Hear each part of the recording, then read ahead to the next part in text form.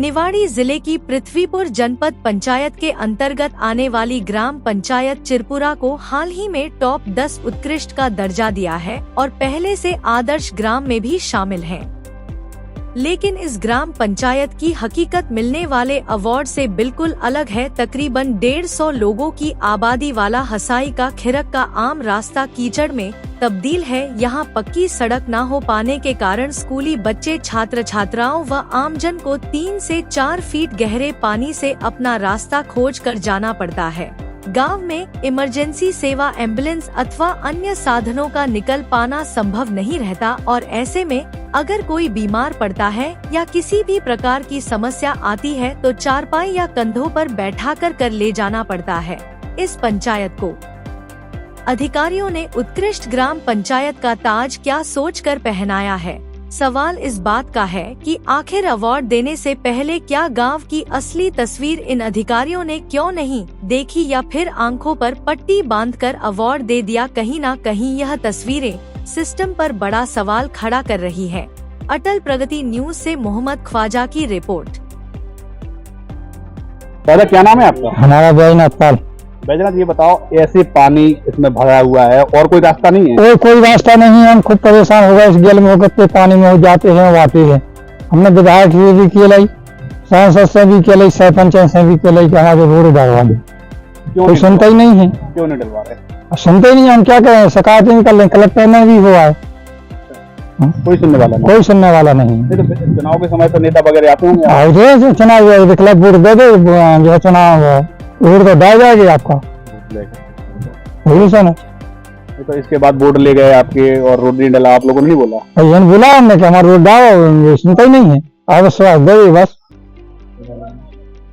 आप चाहते क्या हो? हम जो चाहते हैं कि हमारे रोड बनने चाहिए, जो तब पानी में आते हैं। कब से ये समस्या बनी? जब तक कम से कम 3 पेरी से 3 पेरी से समस्या बनी। हाँ? उसके बाद भी रोड नहीं डल पा रहा। रोड नहीं डल पा रहा। पेरी का भविष्य खराब हो। हमें दादा, हमारा भजन लाल की बात है।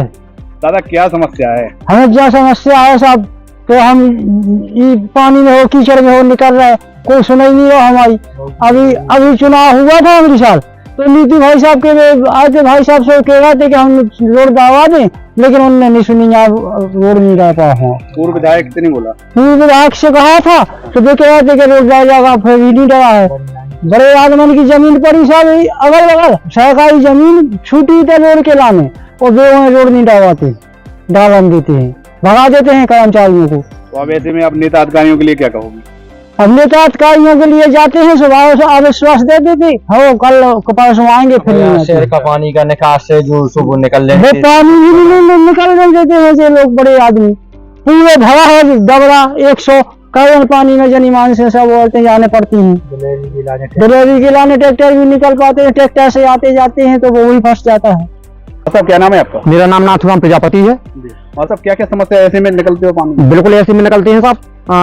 लगभग बरसात के 4 महीनों में तो इसी प्रकार से अपने पैंट उतार के कंधे पर रख देते हैं, चप्पलें हाथ में ले लेते हैं और फिर स्कूल आना पड़ता है। यहाँ कोई सुनता ही नहीं है। ये तो आप लोगों ने शिकायत नहीं की? शिकायत कई बार शिकायत की, लेकिन कोई सुनता ही नहीं है। एप्लीकेशन भी दी सबको, लेकिन कोई नहीं सुनता है। ऐसे में तो बच्चों की पढ़ाई बिल्कुल नहीं हो पाती है सर। अच्छा, हाँ।